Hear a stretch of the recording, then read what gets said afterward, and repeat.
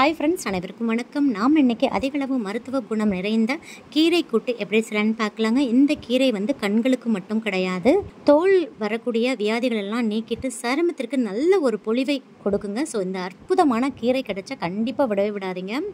இந்த கீரை சிவப்பு பொன்னாங்கண்ணி கீரை தாங்க நான் சொல்லிகிட்ருக்கேன். இதில் 2 விதமான கீரை இருக்குது, பச்சை பொன்னாங்கண்ணி, சிவப்பு பொன்னாங்கண்ணி. அதில் இந்த சிவப்பு பொன்னாங்கண்ணி அதிக அளவு மருத்துவ குணம் நிறைந்ததுங்க. ஸோ கண்டிப்பாக அதை மிஸ் பண்ணாமல் செய்து பாருங்கள். இந்த கீரையை நல்ல சுவையாக எப்படி செய்யலான்னு பார்க்கலாங்க. இந்த கீரைக்கு நல்ல ஒரு காம்பினேஷனாக நான் இன்றைக்கி பன்னீர் கபாப், அதாவது பன்னீர் 65 செஞ்சுருக்கீங்க. வாங்க இந்த 2 ரெசிபியும் எப்படி செய்யலான்னு பார்க்கலாம். அதுக்கு முன்னாடி நம்ம சேனலில் சப்ஸ்கிரைப் பண்ணாத நண்பர்கள் ப்ளீஸ் சப்ஸ்கிரைப் பண்ணுங்கள், சப்போர்ட் பண்ணுங்கள். வாங்க வீடியோக்குள்ளே போகலாம். நான் இன்றைக்கி ஒரு கட்டு சிவப்பு பொன்னாங்கண்ணி கீரை வாங்கிட்டு வந்திருக்கேங்க. பாருங்கள், இந்த பொன்னாங்கண்ணி கீரை இந்த மாதிரி தான் இருக்கும். சிவப்பும் பச்சையும் கலந்த மாதிரி தான் இந்த பொன்னாங்கண்ணி கீரை கிடைக்குங்க. இதை நம்ம வீட்லேயே தொட்டியில் இந்த காம்பை நட்டு விட்டோம்னா அழகாக வளர்ந்து வருங்க. ஈஸியாக வீட்லேயே வளர்த்துக்கலாம். பச்சை பொன்னாங்கண்ணி பார்த்திங்கன்னா நல்லா இலைகள் கொஞ்சம் நீளமாக இருக்கும். இந்த சிவப்பு பொன்னாங்கண்ணி மருதாணி இலையை விட கொஞ்சம் பெருசாக இருக்குங்க. இந்த பொன்னாங்கண்ணி கீரையை நம்ம அந்த காம்பு பகுதியை விட்டுட்டு அந்த இலை பகுதியை தனித்தனியாக நம்ம இந்த கையில் பிச்சு போட்டுக்கணுங்க. இந்த மாதிரி தான் இலையை நம்ம இந்த கீரையை க்ளீன் பண்ணி எடுத்துக்கணும். இதில் இந்த இலைகளில் சிறு சிறு ஓட்டைகள், அப்படி இல்லைன்னா ஒயிட்டாக அந்த மாதிரி புள்ளிகள், அப்புறம் சில கருப்பு புள்ளிகள்லாம் இருக்கும். அந்த மாதிரி இருக்கிற இலையெல்லாம் டிஸ்போஸ் பண்ணிடுங்க. அதை யூஸ் பண்ண வேண்டாம். இந்த மாதிரி காம்பை மட்டும் தனியாக எடுத்துகிட்டு இந்த இலைகளை நல்ல ஃப்ரெஷ்ஷான இலைகளை மட்டும் பறித்து ஒரு பவுலில் வச்சுக்கோங்க. இப்போ 2-3 டைம் தண்ணி ஊற்றி நல்லா வாஷ் பண்ணிடுங்க. ஏன்னா கீரைகளில் பொதுவாகவே நிறைய மண் இருக்கும். அதனால் 2-3 டைம் தண்ணி ஊற்றி நல்லா வாஷ் பண்ணிடுங்க. வாஷ் பண்ண கீரையை இந்த மாதிரி ஒரு ஸ்ட்ரெயினரில் சேர்த்துட்டு தண்ணியெல்லாம் நல்லா ஒட்ட வடித்து எடுத்து வச்சுக்கோங்க. நெக்ஸ்ட்டு ஒரு கட்டு கீரைக்கு நான் இன்றைக்கி 4லிருந்து 5 டீஸ்பூன் பாசிப்பருப்பு எடுத்துருக்கேங்க. எடுத்த பாசிப்பருப்பை இந்த மாதிரி ஒரு வானிலையில் சேர்த்துருங்க. எண்ணெய் எதுவும் ஊற்றாமல் ட்ரையாக ரோஸ்ட் பண்ணணுங்க.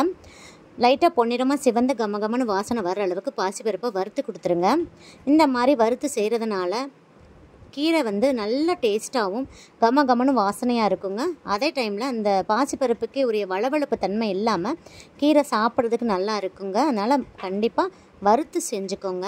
இப்போ வறுத்த பாசிப்பருப்பை நல்லா 2-3 டைம் தண்ணி ஊற்றி அலசிடுங்க. நெக்ஸ்ட்டு குக்கர் எடுத்துக்கோங்க.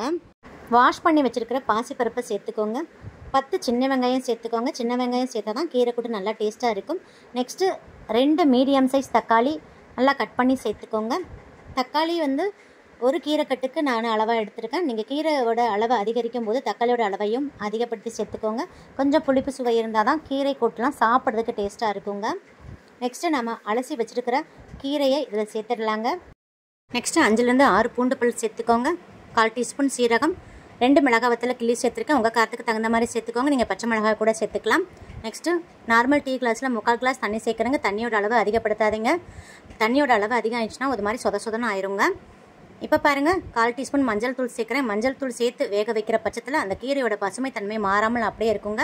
உப்பு எதுவும் சேர்க்கக்கூடாது. உப்பு சேர்த்து வேக வச்சோம்னா கீரை கடுத்து போயிருங்க. அதுவும் இல்லாமல் நிறமும் ஆயிரும். எப்பயுமே எந்த கீரைக்குனாலும் கீரை உப்பு சேர்த்து வேக வைக்கக்கூடாதுங்க. இப்போ மூடி போட்டு க்ளோஸ் பண்ணிடலாம். வெயிட் போட்டுருங்க. மீடியம் ஃப்ளேமில் வச்சு 3 விசில் விட்டுருங்க. இப்போ ப்ரெஷரில் நல்லா அடங்கிடுச்சு. நான் ஓப்பன் பண்ணிட்டேன். பாருங்கள், நம்ம ஊற்றின தண்ணியோட அளவு அது கரெக்டாகவே இருக்குது. இப்போ நம்ம சூடாக இருக்கும் போதே மற்ற வச்சு கடைஞ்சிடலாங்க. கீரை கூட்டு சூடாக இருக்கும் போதே மற்ற வச்சு கடைஞ்சாதாங்க சீக்கிரம் நமக்கு மசிஞ்சு வரும்.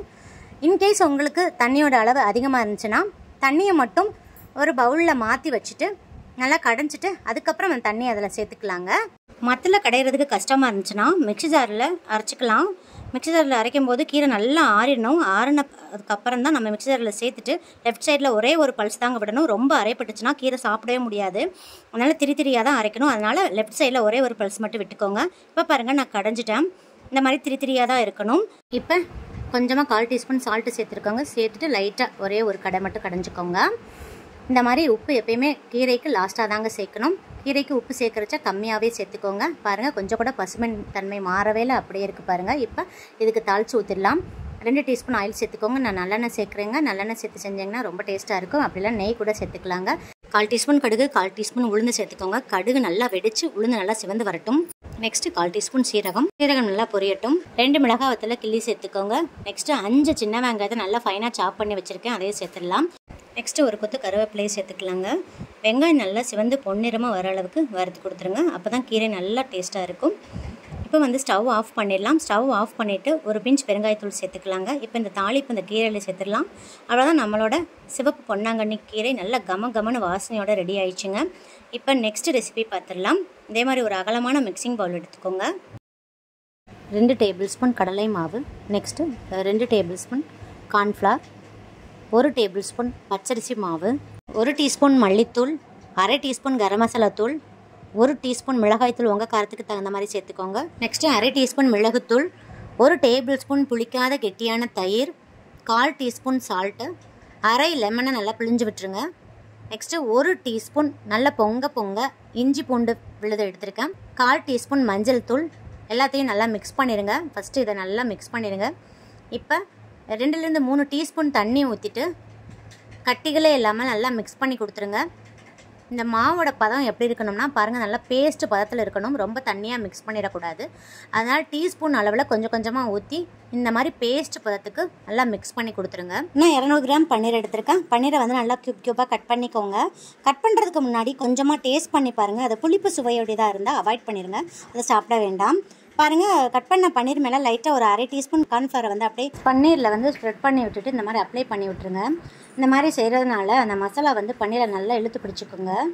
இப்போ இந்த பன்னீரை வந்து மசாலாவில் சேர்த்து விட்ருங்க. சேர்த்துட்டு நல்லா கை வச்சு நல்லா மிக்ஸ் பண்ணி கொடுத்துருங்க. இந்த மசாலா வந்து பன்னீரோட எல்லா இடத்துலையும் ஈவனாக கோட் ஆகிற மாதிரி நல்லா மிக்ஸ் பண்ணி கொடுத்துருங்க. பாருங்கள், இந்த அளவுக்கு மசாலா வந்து பன்னீரில் இருக்கிற மாதிரி பார்த்துக்கோங்க. இப்போ மூடி போட்டு க்ளோஸ் பண்ணிவிட்டு ஒரு 15 நிமிஷத்துக்கு அப்படியே விட்டுருங்க. அப்போ தான் நல்லா ஊறி வரும். இப்போ கடாய் எடுத்துக்கோங்க. கடாயில் பொரிக்கிறதுக்கு தேவையான அளவு ஆயில் ஊற்றிக்கோங்க. இப்போ ஆயில் நல்லா காயவும் ஃப்ளேமை வந்து கம்ப்ளீட்டாக சிம்மில் வச்சுருங்க. சிம்மில் வச்சுட்டு பன்னீர் இந்த மாதிரி ஒவ்வொன்றா ஸ்ப்ரெட் பண்ணி விடுங்க. போட்ட உடனே திருப்பி போடாதீங்க. ஒரு நிமிஷம் அப்படியே வெயிட் பண்ணுங்கள். அதுக்கப்புறம் திருப்பி போடுங்க. இந்த மாதிரி லைட்டாக திருப்பி போட்டு நல்லா ஃப்ரை பண்ணி எடுங்க. 2லேருந்து 3 நிமிஷத்துக்கு மேலே பன்னீரை ஃப்ரை பண்ணாதீங்க. அதுக்கு மேலே நம்ம பன்னீரை ஃப்ரை பண்ணோம்னா ரொம்ப ஹார்டாகிட்டு ரப்பர் மாதிரி ஆயிருங்க. சாப்பிட்றதுக்கு நல்லாவே இருக்காது. ஸோ பன்னீரோட குக்கிங் டைம் 3 மினிட்ஸ் தான். ஸோ அந்த 3 மினிட்ஸ்க்கு நீங்கள் ஃப்ரை பண்ணி எடுத்துக்கோங்க. நல்லா 2 பக்கமும் நல்லா சிவக்க ஃப்ரை பண்ணி எடுத்துக்கோங்க. இப்போ பாருங்கள், நல்லா ஃப்ரை ஆயிடுச்சு. இப்போ நம்ம எடுத்துடலாம். இதே மாதிரி எல்லா பன்னீர்களையும் நம்ம மிதமான தீயில வச்சு நல்லா ஃப்ரை பண்ணி எடுத்துடலாங்க.